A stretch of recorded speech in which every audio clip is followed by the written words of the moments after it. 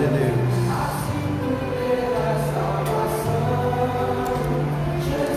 Glória a Deus. Glória a Deus. Glória a Deus. Glória a Deus. Glória a Deus.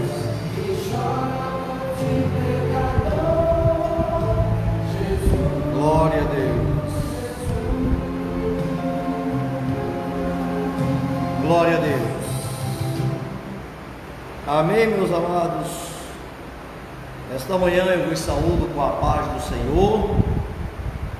Vamos fazer uma oração e assim estaremos dando início à nossa escola bíblica dominical no ar ou no lar e com extensões. Estamos aqui na sede, provisória, aqui em Juazeiro, e sabemos que temos alcançado dezenas de vidas através dessa live.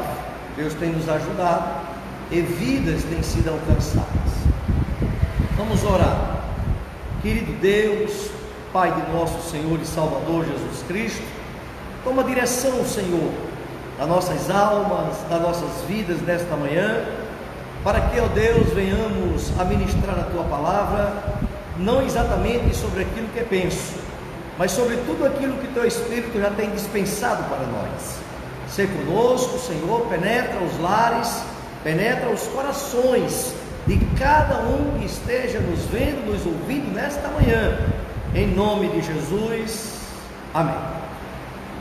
Queremos compartilhar com os irmãos a lição de número 11, que é uma lição aonde nos fala a respeito da teologia de Eliú.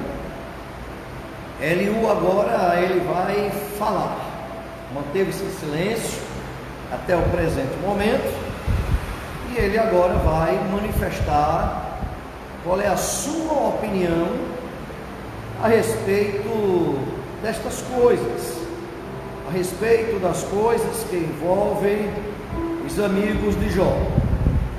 Estamos aí no capítulo 32 do livro de Jó, e hoje é exatamente este capítulo que nós vamos analisar com os irmãos. Vamos buscar analisar de maneira sistemática, versículo por versículo. Então, se não der versículo por versículo, pelo menos vamos ver como a gente pode fazer. Então eu pediria para que você abrisse a sua Bíblia, para que você fosse nos acompanhando, porque nós temos, e se fosse o caso, você vai anotando na palavra de Deus as suas observações, aquilo que o Espírito Santo vai lhe dando nesta manhã. Você pode ir anotando na sua Bíblia, para que mais tarde Deus possa utilizar-se dessa instrumentalidade que você está recebendo nessa manhã.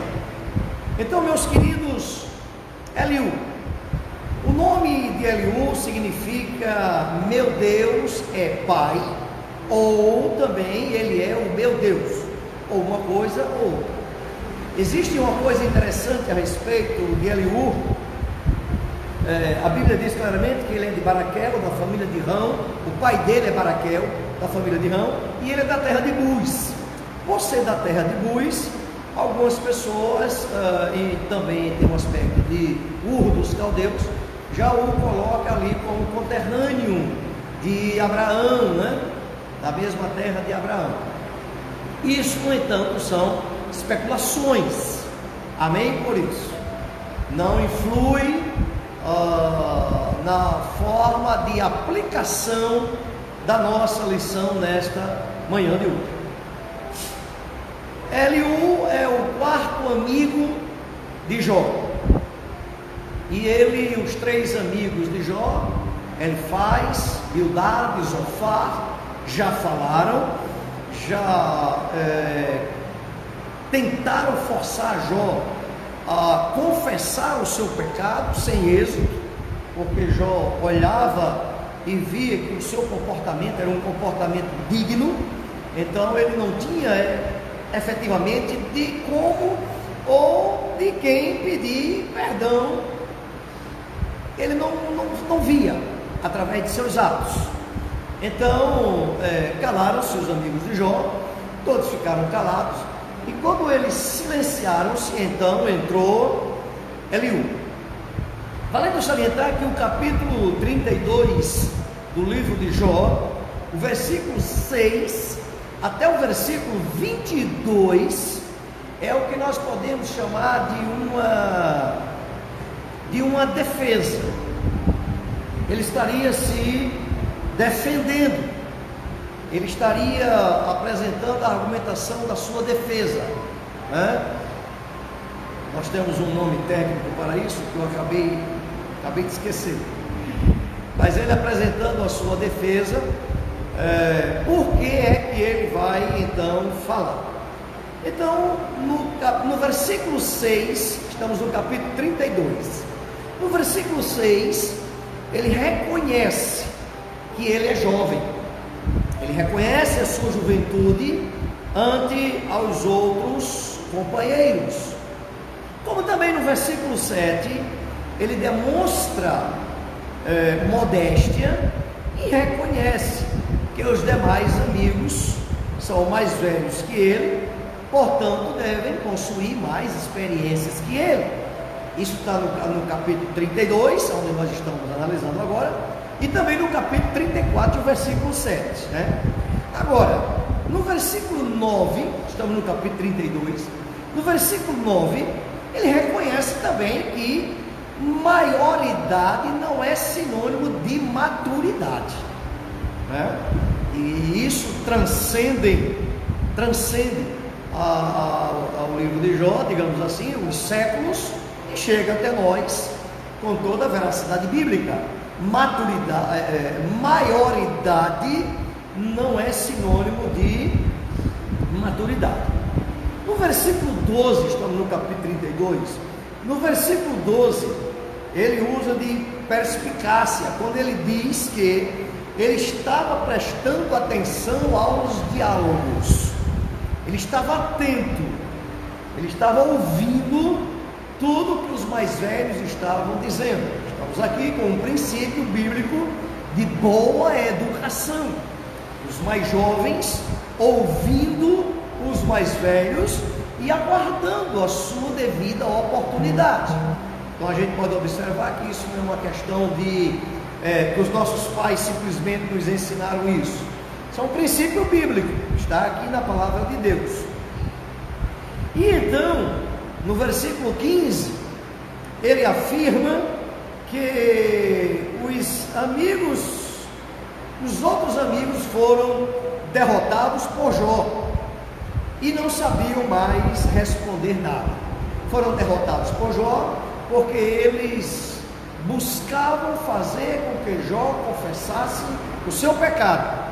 E Jó, mais uma vez, olhava para si e não via porque não havia motivos para ele estar confessando o seu pecado, uma vez que ele, quando fazia uma retrospectiva da sua vida, não via nada para fazer assim, né? No versículo 16, ele diz que estava ansioso para começar a falar também. É interessante isso, né? Como é o processo de educação, né? Embora ele tivesse uma argumentação, embora a argumentação dele é uma das argumentações mais sólidas que nós encontramos, no entanto, ele aguardou a hora certa, o tempo certo, o momento certo para poder falar. Lembra-nos aquela palavra de provérbio que diz que a palavra dada ao seu tempo, ou dita ao seu tempo, são como as maçãs de ouro em salvas de prata, bandeja de prata, né? Então ele espera o momento de falar. Também em Eclesiastes capítulo 3, nós encontramos que existe o tempo para tudo. Existe o tempo de calar, mas também existe o tempo de falar. No entanto, falar de forma não somente apropriada, ou seja, com propriedade, como também no momento certo. Foi o caso exatamente de Eliú aqui no versículo 16, né?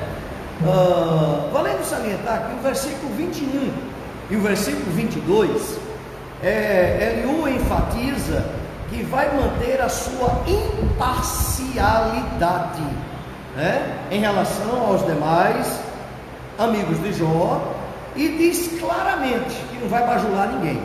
Quer dizer, por mais amigos que eles fossem, mas Eliú iria usar da verdade em relação aos amigos de Jó. Ele não ia ali bajular ninguém, nem ia dizer quem tinha ou quem não tinha razão. Não era para aquilo que ele estava ali. Ele estava ali para fazer uma narrativa. E a narrativa dele, diga-se de passagem, é uma das mais aceitáveis dentro do livro de Jó, em relação aos amigos de Jó, e com grande detalhe de quando Deus chama a atenção dos amigos de Jó, não chama a atenção de Eliú, porque Eliú não teve preocupação em acusar Jó, em absoluto. A gente não vê a mesma linha dos amigos. Ele teve a preocupação de apresentar Deus a Jó, né? Apenas isso. Um Deus tremendo, um Deus maravilhoso, um Deus justo e etc. Nós vamos ver isso com mais, vamos andar com mais a miúde, com mais detalhes. E é assim que Eliú apresenta, né? A gente vê isso no versículo 32, versículo 7 do capítulo 32, quando ele deixa claro que não quer acusar ninguém. Ele não vai acusar ninguém. Então Eliú começa agora as afirmações dele. Estamos entrando no capítulo 33, né? As afirmações de Eliú, depois a gente vai ingressar efetivamente na lição para ver a aplicação dessas coisas. A afirmação de Eliú no capítulo 33, no versículo 14, ele começa a dizer que Deus nos fala de várias formas, que inclui sonhos, visões e voz audível.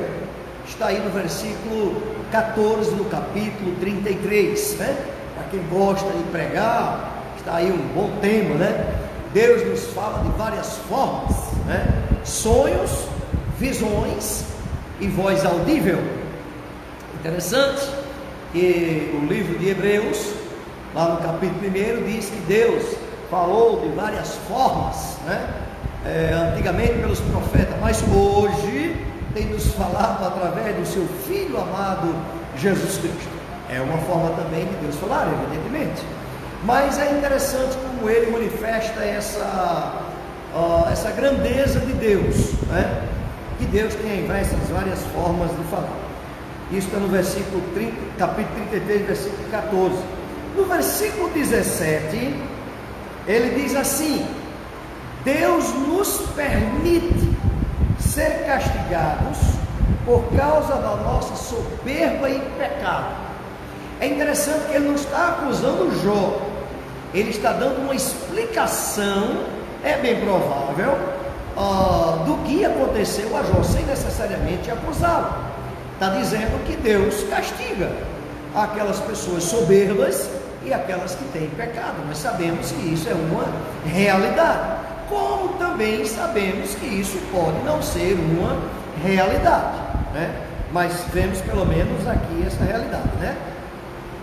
O versículo 19 ao versículo 22 nos traz uma afirmativa que nós precisamos ter cuidado com ela, e é de difícil compreensão.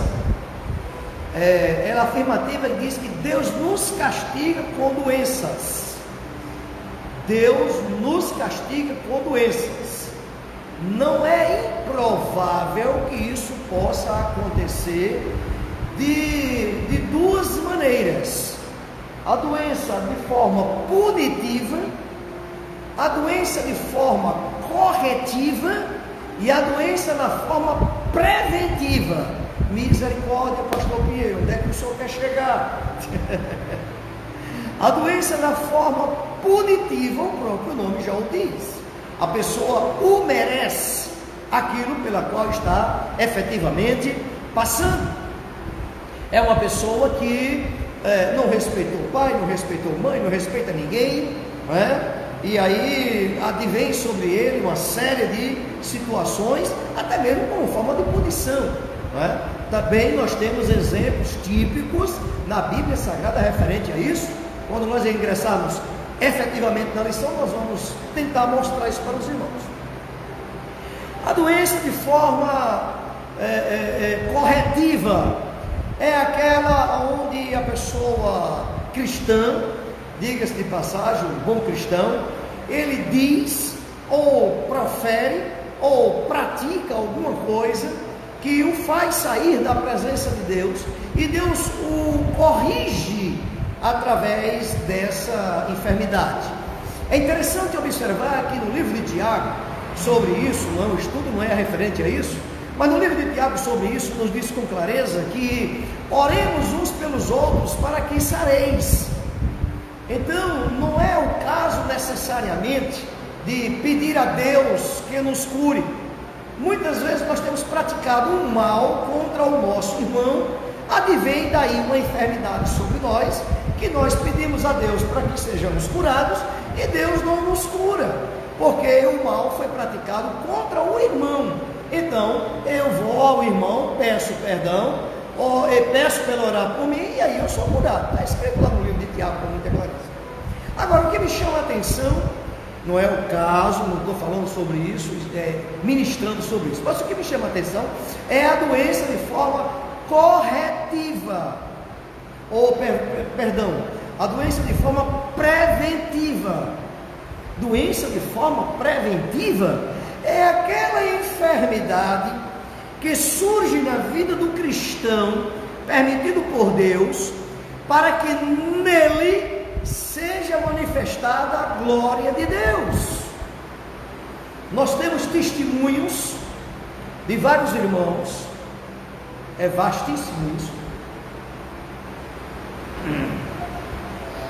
que chegaram aí ao hospital, chegaram mesmo até aí à UTI, e que no fim aquilo ali resulta para a glória de Deus, e que também faz com que aquela pessoa passe a ter uma vida mais contrita com o Senhor. Tem vários exemplos sobre isso, né? Tem um exemplo bem típico na palavra de Deus, quando Jesus cura um cego de nascença, e as pessoas perguntam para Jesus: quem pecou? Foi ele ou o pai dele? A descendência dele? Jesus disse: nem ele nem o pai dele, né? Ele nasceu assim para que nele fosse manifestada a glória de Deus. É algo muito difícil de compreensão. Tanto é que é o único dom na Bíblia que é aplicado no plural. São dons de curar, não somente a enfermidade da alma, do espírito, do corpo, como também as suas variantes, como também as suas aplicações das enfermidades, e isso é extremamente extenso, não é o assunto dessa manhã, em nome de Jesus. Deus envia, está aí no versículo 23, versículo 24 do capítulo 33, Deus envia seu anjo redentor, e é interessantíssimo, e aqui vai apenas, vou abrir um parênteses, e vai um adendo aqui. É interessante você encontrar a graça de Deus de maneira abundante no livro de Jó. É interessante. Você encontra a redenção no livro de Jó, e entre outras afirmações, né? O meu Redentor vive, que maravilha, né? No livro de Jó, quando nem ainda havia o aspecto, nem sequer se pensava nisso, né? No aspecto efetivo da redenção. No entanto, o livro de Jó é um livro muito cheio da graça de Deus. O versículo 23 e 24 nos fala que Deus envia seu anjo redentor, e por meio desse anjo, Eliú fala de um resgate de Jó, cujo preço seria um grande valor, né? Um grande valor que se refere às suas posses, no versículo 24 do capítulo 33, ou seja, é uma visão redenção do ser humano teria um valor tal que seria impossível qualquer tipo de riqueza humana pagar efetivamente esta redenção. Já estava previsto ali no livro de Jó, né? Como também no livro escrito na Bíblia, não me lembro bem agora, que diz que a redenção de um homem é caríssima e não há quem o possa pagar. Efetivamente, só Jesus Cristo poderia pagar a redenção pelo preço de sangue. Eliú, ele vai fazer algumas conclusões acerca de Deus, né? Ele vai dizer que Deus possui um caráter justo. Isso é muito interessante, porque precisa que nós entendamos e compreendamos que punindo ou deixando de punir, fazendo ou deixando de fazer, ele permanece justo. No livro de Romanos, o apóstolo Paulo, ele escrevendo, ele diz: seja Deus justo e justificador, e todos os homens sejam condenáveis. Ele não diz condenado, ele diz condenáveis, ou seja, passível de condenação. Todos os homens são passíveis de condenação. No entanto, Deus é justo e justificador de todos os homens. Encontramos mais uma vez aí uma alusão à graça de Deus dentro do livro de Jó. Deus retribui merecidamente ao homem. É uma questão efetivamente de justiça, mas também é uma questão de misericórdia, vez que nós não recebemos aquilo que merecemos. É misericórdia. Recebemos sim aquilo que não merecemos, é a graça. Essas duas irmãs, graça e misericórdia, andam juntas, e nós vemos aí na testificação de Eliú. Por sua soberania, Eliú diz que Deus não presta conta das suas atividades aos homens. Isso é muito interessante, né? Porque as pessoas, ou nós como cristãos, achamos que o direito que nós temos de ser filhos de Deus, que não é um direito, é o poder que nos foi dado de ser filho de Deus, é algo que nos foi dado, não é um direito que eu tenho, é algo que efetivamente me foi dado, a transformação, o nascer de novo, o ser nova criatura em Cristo Jesus. Não me veio por direito, me veio por poder. E algumas pessoas acham que por ser filho de Deus, necessariamente tem que receber do Senhor uma explicação daquilo que Ele está fazendo na vida de alguém. Me permita, amados, eu considero isso tão insano que nem a um juiz se pede explicação da pena que ele dá para um transgressor. Não se pede uma explicação. Recentemente eu vi uma coisa interessante, uma gravação de uma ação em um tribunal de justiça, aonde uma ré estava sendo condenada porque acidentalmente bateu o carro dela e matou uma pessoa. E quando a juíza estava relatando o fato, a mãe da ré estava presente, e a mãe da ré esboçou um sorriso. Ela esboçou um sorriso. Imediatamente a juíza parou e mandou prender aquela pessoa por comportamento inadequado dentro do tribunal, e condenou imediatamente ela a 93 dias de prisão, para que ela jamais tivesse um comportamento inadequado dentro de uma corte de julgamento.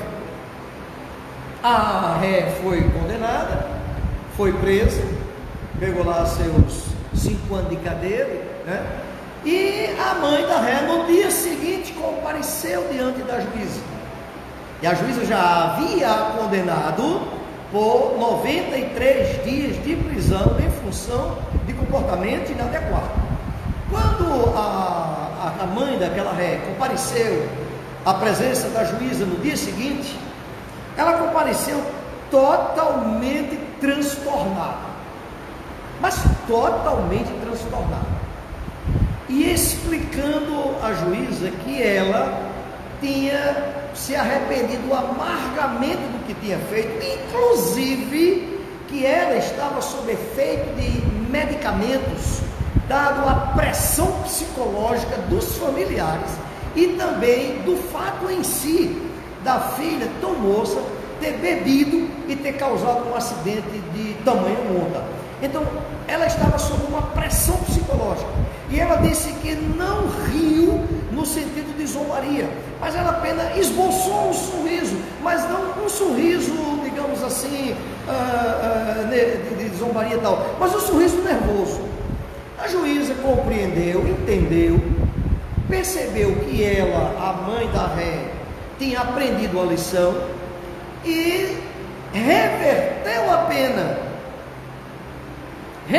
pena. Disse: ontem eu lhe condenei a 93 dias, mas hoje, em virtude de estar patente o seu arrependimento, suas explicações, etc., eu quero dizer à senhora que eu vou lhe condenar a 1 dia, e este dia a senhora já passou de ontem para hoje, logo a senhora está liberada. Ora, ninguém pediu explicação à juíza porque é que ela condenou 93 dias e agora tinha condenado só 1 dia. Ninguém pediu explicações à juíza. Por quê? Porque a ação daquela juíza nós a chamamos de uma ação soberana. Ora, o ser humano com autoridade diante de nós possui esta soberania, quanto mais ao Senhor Deus, visto inclusive que quando nós fomos transportados do reino das trevas para o reino do Filho do seu amor, não fomos entrar em uma democracia chamada igreja. Nós entramos em um reino, e neste reino nós somos servos, e este reino tem um rei, e o sistema não é democrático. Logo Deus tem plena autonomia de tomar atitudes no seu reino, sem necessariamente nos prestar nenhum esclarecimento sobre suas atitudes. Também no capítulo 34, versículo 14 e 15, veja aí na sua Bíblia, Eliú nos diz que ele mantém, se quiser, a humanidade. Glória a Deus, né? Ele mantém, se quiser. A soberania de Deus é tão tremenda, é tão grande, que a nossa vida, a sustentabilidade da nossa vida, e nós já compreendemos isso, está perfeitamente entregue em suas mãos. Amém, queridos? No capítulo 34, versículo 16 a 20, também está escrito que Deus não faz acepção de pessoas. E no capítulo 34, versículo 25 ao 30, né? Deus é onisciente e conhece os passos de todos. Meus queridos, isso aqui é o que nós podemos chamar de, em rápidas palavras, a teologia de Eliú, ou o resumo dos capítulos aonde nós estávamos lendo a respeito de Eliú, né? Isso aí foi o que eu falei para vocês agora, a explicação, a tentativa de explicação versículo por versículo, uma vez que em momento algum Eliú acusa ao Senhor de algo, ou acusa a Jó de algo ou alguma coisa, né? Isso não acontece. Ingressando efetivamente na lição, nós vamos ver que Eliú, no capítulo 32, 33, ele expõe com segurança a concepção que ele tem a respeito da natureza divina. Ele expõe isso com muita segurança. Vamos ver. Primeiro, quando ele disse que Deus fala, né? Ele diz assim em Jó 33, 14, né? Antes, Deus fala 1 e 2 vezes, porém ninguém atenta para isto. É muito interessante, porque no capítulo 1 do livro de Romanos, diz que o que de Deus se pode conhecer, a natureza o revela. E mesmo assim as pessoas com dureza de coração não percebem isso, né? Com isso nós podemos dizer que Deus nos fala de meios, por meios e de maneira diferentes. Ele faz sonhos e visões, conforme 33 e 15. Ele fala em diversas situações, ou seja, quando a pessoa cai num profundo sono e Deus não somente o adormece, como também lhe dá sonhos. É a maneira de Deus falar. Eu costumo dizer que o sonho espiritual é uma linguagem do Espírito Santo, é uma maneira do Espírito Santo falar conosco. E Deus fala com diversos objetivos. Isso aí são inúmeros. Ele fala para apartar o homem dos seus próprios pecados. Ele fala para tirar do homem a soberba, para livrar a alma do homem, livra a vida dele, e etc, etc. Então nós vemos claramente que na colocação de Eliú, Deus efetivamente fala. A maneira como ele coloca a perspectiva divina naquele momento na vida de Jó. Outra coisa que ele diz é que Deus é bondoso. E aí nós precisamos, ele argumenta isso várias vezes, né? Em outras palavras, o sofrimento pode ser também preventivo, punitivo e corretivo. Nós já vimos exatamente isso, né? A bondade de Deus sempre haverá, sempre eu e você, em qualquer situação da nossa vida, pode contar com a bondade de Deus. Amém, amados?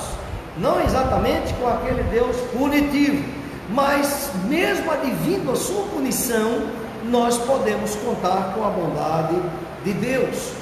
Deus é justo, nós sabemos que Deus é santo demais para fazer alguma coisa errada.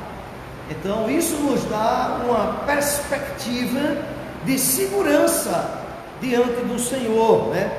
Deus é justo em lidar com as pessoas. Ele é justo em lidar com o seu poder. Ele é justo e é imparcial. Ele é justo, onisciente, é juiz de todas as coisas, é soberano e age como apraz a ele, no sentido de evitar o mal sobre nossas vidas. O fato dele ser justo é maravilhoso para nós, porque as ações de justiça de Deus andam lado a lado com a sua bondade para nós. Porque se viesse somente a justiça de Deus sobre nós, eu não sei onde nós estávamos, né? Aliás, a justiça dele pesou sobre Jesus Cristo, né? A justiça na cruz beijou ali com a santidade dele, né? Se encontraram, né? Agora, em relação ao sofrimento, vamos deixar algumas coisas bem claras aqui. E é preciso compreender isso.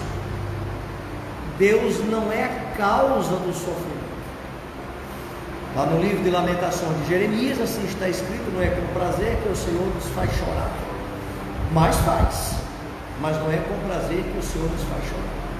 O sofrimento, ele tem a sua ação pedagógica diante do nosso Deus.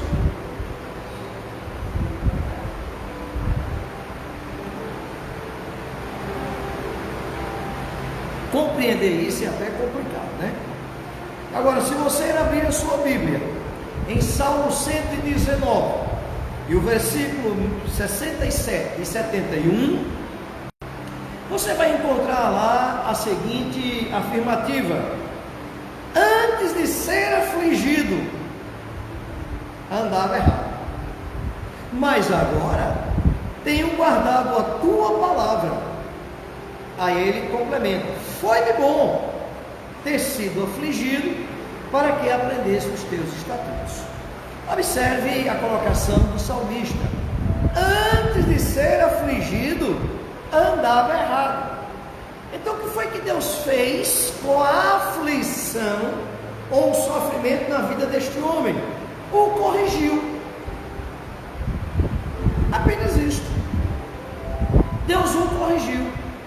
E glória a Deus que Ele não nos corrige além daquilo que podemos suportar. Antes, com a correção, com a aflição, nos dar a graça suficiente para que nós passemos por aquela situação. Então, queridos e amados irmãos, este é o sentido, né? Se você abrir a sua Bíblia em 2 Coríntios capítulo 7, o versículo 10, você vai encontrar uma afirmação maravilhosa. Toda afirmação da Bíblia é maravilhosa. Essa é uma dubiedade de sentido. Mas é uma afirmação interessante e maravilhosa, que diz assim: porque a tristeza, segundo Deus, opera arrependimento para a salvação, da qual ninguém se arrepende, mas a tristeza do mundo, ou a tristeza segundo o mundo, opera a morte. Então observe duas tristezas aí: uma tristeza que Deus causa e uma tristeza que o mundo causa. Mas veja que coisa maravilhosa. Pelo amor de Deus, vamos atentar que tudo aquilo que Deus faz é bom. Bendito seja o nome do Senhor. Tudo aquilo que Deus faz é bom. Eu posso não entender, eu posso não compreender, mas a fé e a confiança nele, de que ele é bom para comigo, me faz acreditar que a finalidade daquilo é boa para a minha alma, para a minha vida. A tristeza segundo Deus, então Deus causou uma tristeza naquela pessoa, mas de uma maneira tão grande que ela se arrepende dos seus atos. No entanto, se arrepende para a salvação. Olha que maravilha, olha que bênção. Deus interviu na vida de um ser humano aí, causou uma situação de impacto profundo, causou uma situação de tristeza, mas o objetivo dele foi alcançado, que é trazer aquela pessoa ao arrependimento e à salvação. Já a tristeza segundo o mundo opera a morte, e a gente vê claramente, né, que algumas pessoas têm um vazio tão grande na alma, né, que termina fazendo besteira com a própria vida, né? A tristeza segundo o mundo, afinal de contas, o mundo não tem nenhuma alegria para dar, absolutamente, né? Tudo dele é passageiro, tudo dele é muito fugaz, tudo do mundo é muito fugaz. É uma festa que termina e acabou-se. Uma festa cristã, Deus fala nela, a gente recebe aquela palavra que Deus fala e a gente se alimenta dela aí por vários e vários dias, né? O sofrimento, a doença, sofrimento, eu vou fazer essa sinonímia: sofrimento, aflição, doença, dores, tristeza, tudo isso provindo de Deus, né? Deus pode liberar todas essas coisas. Serve também de aprendizado. Como é a história, pastor? Serve de quê? De aprendizado. Se você verificar em Romanos capítulo 12, aliás, Romanos capítulo 5, e o versículo 3 e 4, o nosso amado irmão Paulo diz assim, e não somente isto, olha só, mas também nos gloriamos. Olha que palavra, irmãos, para que a gente possa entender. Nós nos gloriamos nas tribulações.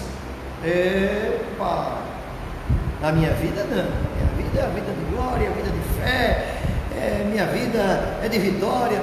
Nos gloriamos nas tribulações, sabendo que a tribulação produz a paciência. A paciência produz a experiência. E a experiência produz a esperança.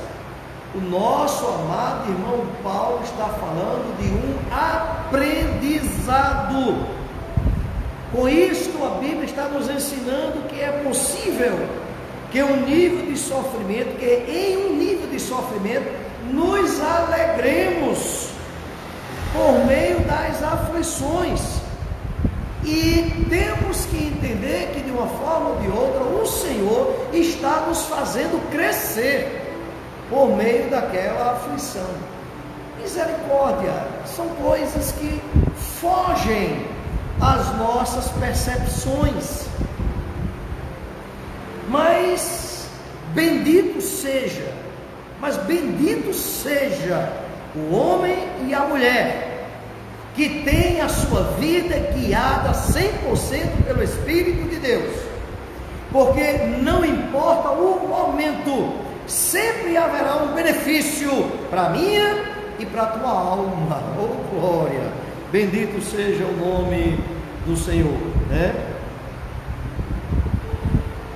E a outra coisa nós já vimos, que é a própria glorificação. Determinadas enfermidades, elas surgem para a glorificação de Deus efetivamente. Deus é glorificado naquilo ali, né? Recentemente, a família cristã, um dos membros da família foi afetado de Covid, né? E entrou em um estado muito milagroso, mais de 20 dias de intubação. Mas esta família, quero crer, nunca orou tanto e nunca esteve tão próximo de Deus, tanto quanto neste momento. Este momento para eles é um momento de aproximação, trazer todos a uma aproximação de Deus. Com muita ousadia, eu disse lá no início: ele vai ser entubado, ele vai permanecer dezenas de dias na UTI, mas ele não vai morrer. Ele não vai morrer. Deus não quer a morte desse menino. Ele está sendo usado para a glorificação do nome do Senhor. Como Deus se utiliza de cada um de nós, faz parte da soberania dele. Absolutamente parte da soberania dele. Tivemos um testemunho de um missionário que foi a uma terra falar do amor de Jesus e permaneceu um bom tempo nessa terra falando do amor de Jesus. No entanto, os curandeiros, os pajés, os feiticeiros daquela terra, daquela tribo, resolveram matá-lo, porque ele estava trazendo uma nova compreensão das coisas da natureza, um novo Deus, e mataram ele efetivamente. O mataram. Depois da morte desse missionário, começou a acontecer umas coisas estranhas. As fontes de água secaram-se. Eles é uma ilha. E os cardumes desapareceram. As plantas frutíferas ou as plantas de frutas, elas não deram mais frutas. Eles passaram a observar, inclusive, uma sequidão na terra e não entendiam o porquê daquilo, já que eles nunca tiveram na história deles, algo similar. E chegaram à seguinte compreensão: foi por conta da morte deste homem. O que é que a gente deve fazer agora? E chamaram a família dele, mandaram chamar a família daquele homem. A família daquele homem veio, todos cristãos, perdoaram a morte, o assassinato do patriarca deles, e com o perdão do patriarca, eles permaneceram naquela terra, e naquela terra eles deram continuidade àquilo que o patriarca, pela qual havia sido assassinado. Muitos aceitaram Jesus, e a terra começou novamente a frutificar. Os lagos começaram a florir água novamente, as árvores começaram a reverdecer, e cardumes vieram até a beira da praia para serem pescados. Uma transformação total naquela ilha. E a descendência, tanto a descendência daquele patriarca que foi assassinado, e os filhos do patriarca, e os filhos dos que assassinaram o patriarca, choraram e agradeceram a Deus. Veja que coisa, eles choravam, lamentando, mas agradecendo a Deus a morte daquele homem, porque foi a morte daquele homem que fez com que houvessem aqueles sinais na terra, e através desses sinais mandassem chamar os seus parentes, e aí, pedindo-se perdão, houve agora a salvação naquela ilha. Então a vida daquele homem, tirada de uma maneira bárbara, tirada de uma maneira insana, incompreensível, um missionário fazendo a obra de Deus, na verdade, a retirada da vida dele foi a semente pela qual Deus chegou naquele local.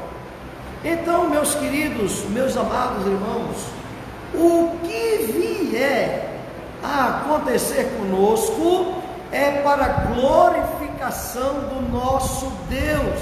Entendamos isso. Muitas vezes a gente diz: Deus me use para isso, me use para aquilo, e Deus vai dizer: eu vou usar você para a minha glorificação.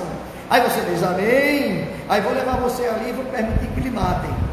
Oxê, mas como é possível um negócio desse? Porque os planos do Senhor, os pensamentos do Senhor não são os nossos pensamentos, e sempre haverá, vamos compreender isso em nome de Jesus e viver isso, sempre haverá um grande benefício para nós, de uma forma ou de outra, seja ele nos fazendo passar vergonha, seja ele abatendo, elevando, levando, trazendo, ele fazendo, não a minha vontade, mas ele fazendo, resultará na glorificação do nome dele. Ou seja, você foi usado como um canal para que o nome dele seja glorificado, né? O nosso amado irmão Paulo diz: bendito o Pai do nosso Senhor e Salvador Jesus Cristo. Bendito o Pai, né?